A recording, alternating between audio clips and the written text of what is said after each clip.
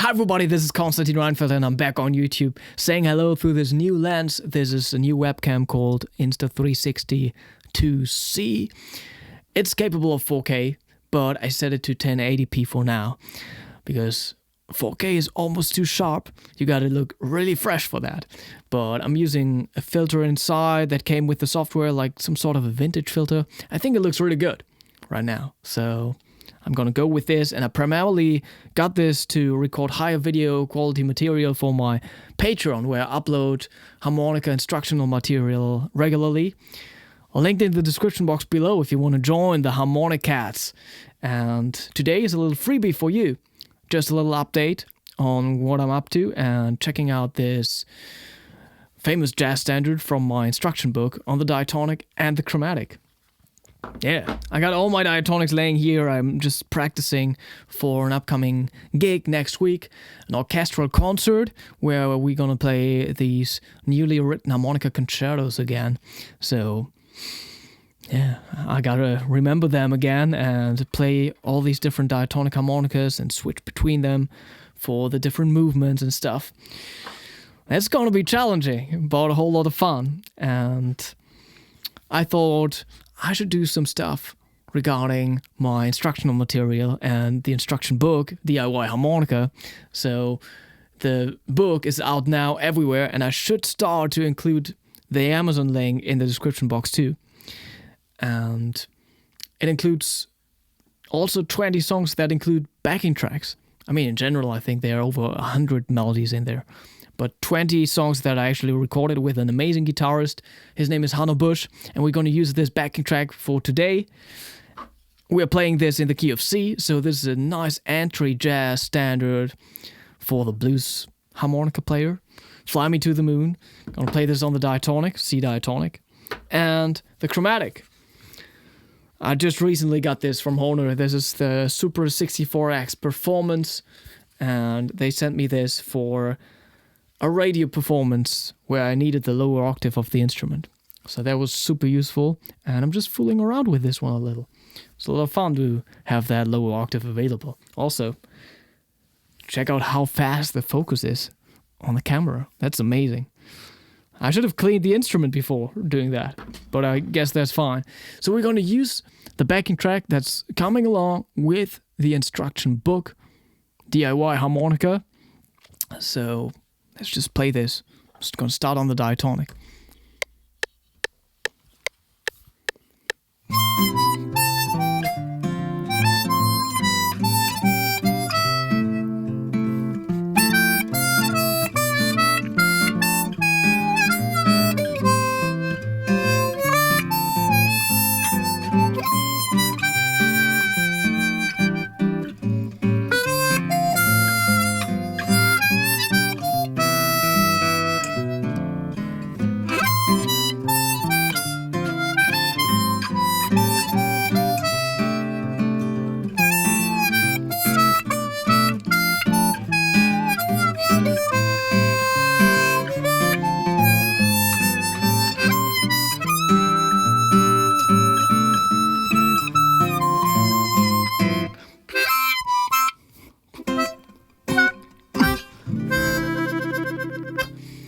Forgot about the ending there. Yeah, that's the diatonic.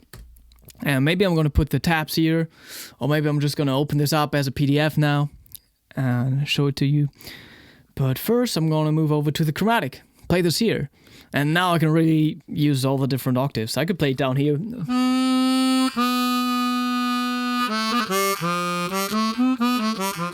Right?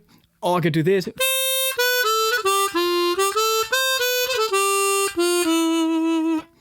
Or the actual octave I played it in on the diatonic.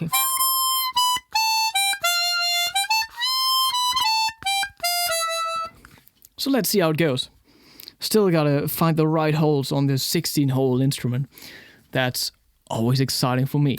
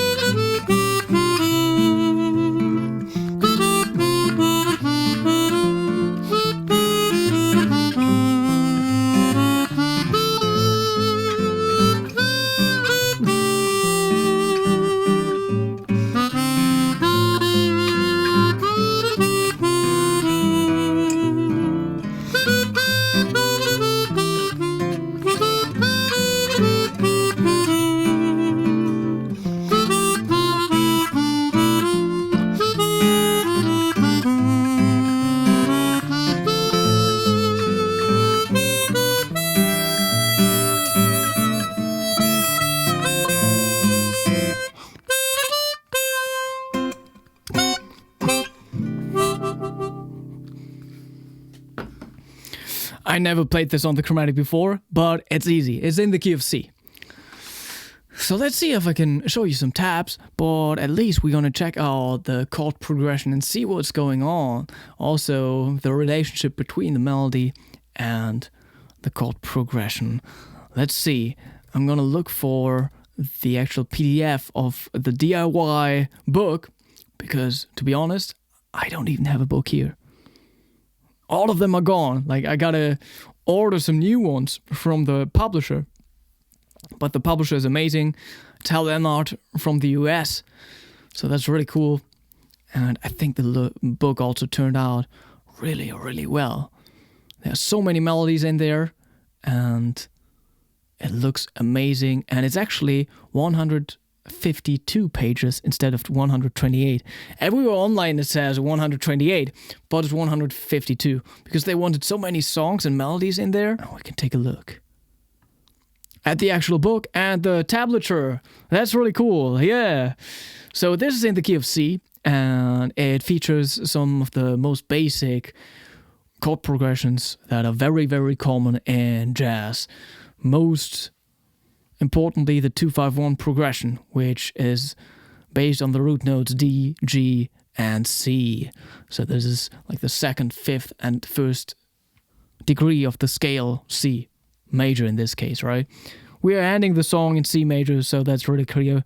There are also no sharps or flats in the beginning, and also in the book, I always say like which harmonica to play this on.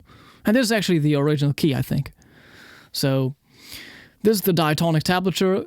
In the book, we are using arrows up and down. If I'm teaching, I also just use like other signs. Like the arrows are a little harder to notate on the computer.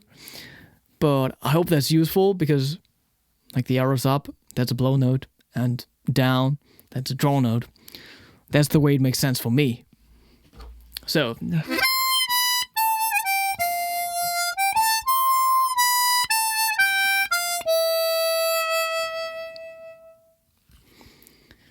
the melody is so coherent because the starting note of each phrase, or like the first note of each bar, that's actually always on the third degree of the chord. So we're always playing thirds on the one of each bar. So over the A minor 7, we are playing a C, minor third. Over the D minor 7, we are playing an F.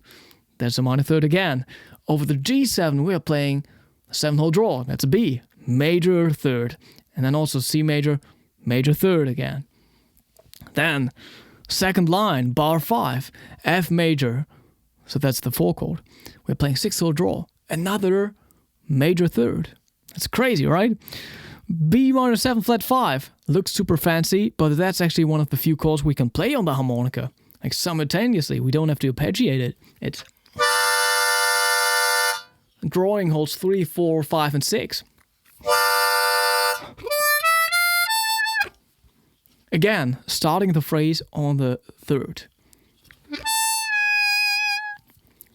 E7 flat 9. That's the first chord.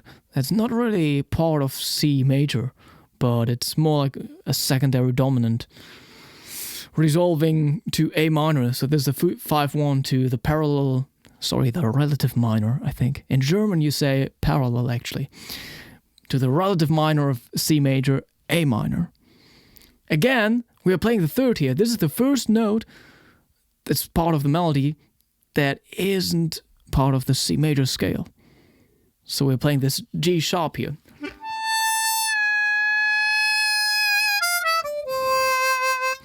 It's actually nice to put a little inflection on there, because you can be too flat with that 6-hole half-step bend pretty fast, like super fast. So rather do something fancy on it instead of being too low.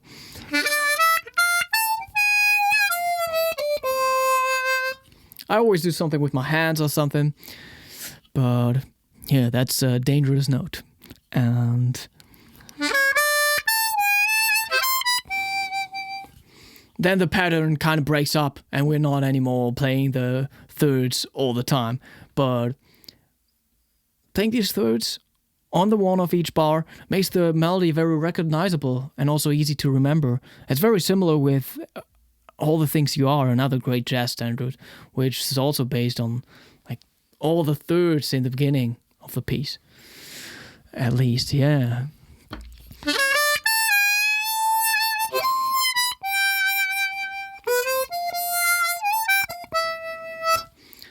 That's very diatonic, right?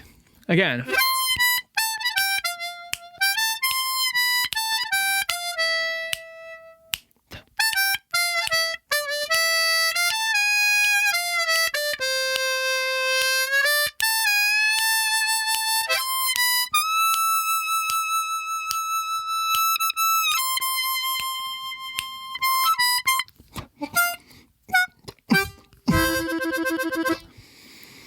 And this is like the little ending the guitarist played, which is just a little chromatic thing, going from F to F sharp to G.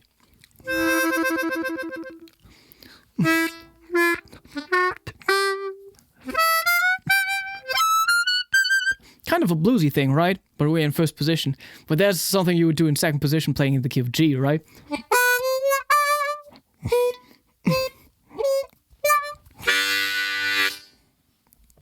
So, not too uncommon, that flavor, right?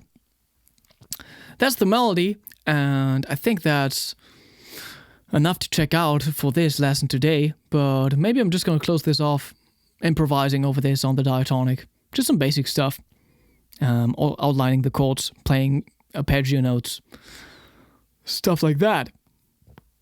So, let me get this backing track out again.